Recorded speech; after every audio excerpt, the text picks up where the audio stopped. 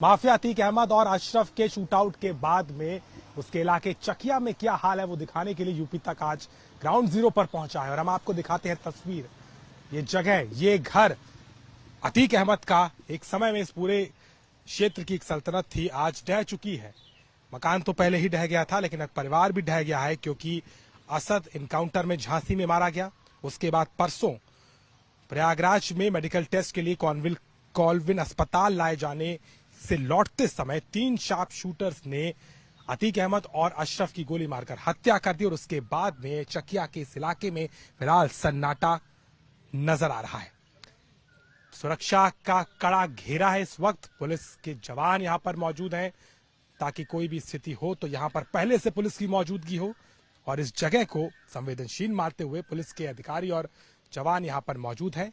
महिला पुलिसकर्मी भी आपको नजर आएंगी क्योंकि असद के जनाजे में शामिल होने के लिए महिलाएं भी आई थीं जो बार बार इस बात को कह रही थीं कि हमें शामिल होना है, लेकिन पुलिस प्रशासन ने किसी को भी इजाजत नहीं दी और उसके बाद में असद का जो शव था वो सीधे लाया गया कब्रिस्तान में कसाई मसाई के, जहां पर उसका दफन कर दिया गया।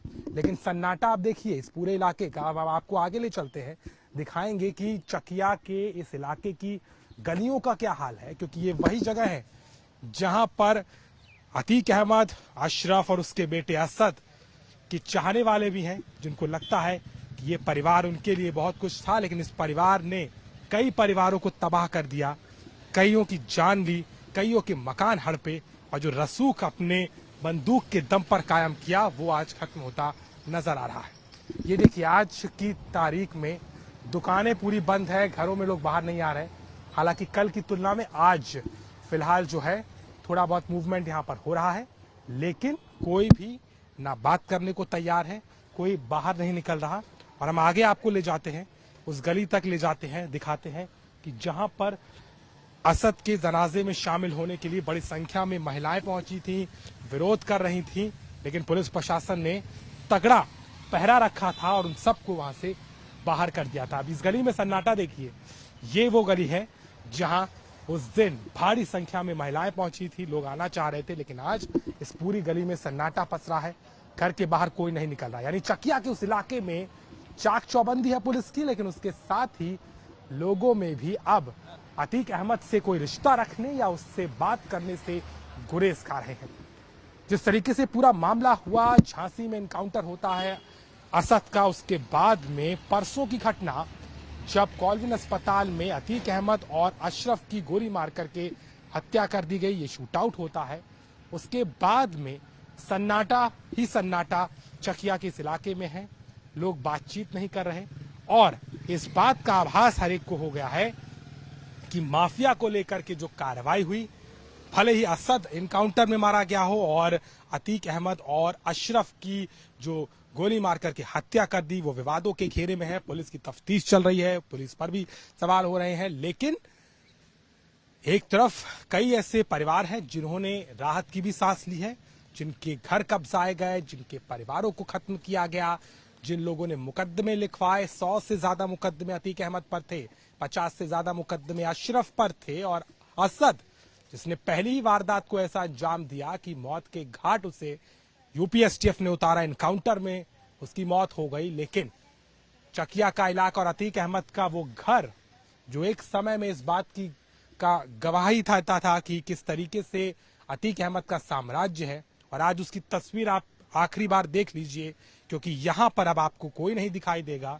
अतीक अहमद तो जिस तरीके से पहले ही साबरमती जेल में था, लेकिन उसके निस्तेनाबूद होने के बाद, उसकी शूटआउट में मौत होने के बाद अब लोगों की जुबान से भी अतीक अहमद का नाम लेना बंद होता नजर आता है और वही तस्वीर आज आपको दिखाई देगी। पुलिस के जवान मौजूद हैं, महिला पुलिसकर्मी मौजूद हैं, अधिकारी यहां आकर के गश्त लगा रहे हैं। आपको दिखाते हैं हम एडिशनल एसपी इस वक्त जो है यहाँ पर आई हुई हैं। यहाँ पर जो है पुलिस पूरी तरीके से सुरक्षा के इंतजाम कर रहा है।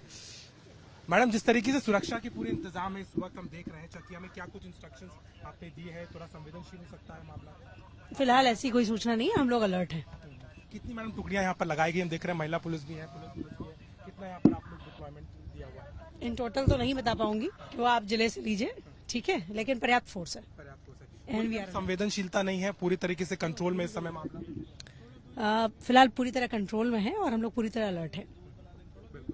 प्रीति बाला गुप्ता जी हैं, इन्होंने हमसे बात की है, सीधे तौर पर बताया कि जो हालात हैं वो इस समय ठीक हैं, कंट्रोल में है। कितनी संख्या में पुलिस बल है वो नहीं बताएंगे, सुरक्षा कारण होते हैं, लेकिन जिस तरीके से यहाँ पर माहौल है, और यही नहीं, ये तो मेन जगह है जहां हम आपको दिखा रहे हैं। शुरुआत में भी हम गए थे, वहां पर भी जो है लोगों की मौजूदगी है। बॉर्डर जो पड़ता है चकिया का, वहां पर पुलिसकर्मी मौजूद है। प्रयागराज के बड़े बड़े चौराहों पर जो संवेदनशील इलाके हैं वहां पर भी सुरक्षा का घेरा मजबूत कर दिया गया। यानी पुलिस प्रशासन के नाक के नीचे भले ही जो शूट आउट हुआ, सवालों के घेरे में है पूरी की पूरा जो शूट आउट था, लेकिन अब एहतियात बरतना प्रशासन की चुनौती, मजबूरी, जरूरत तीनों बन चुका है।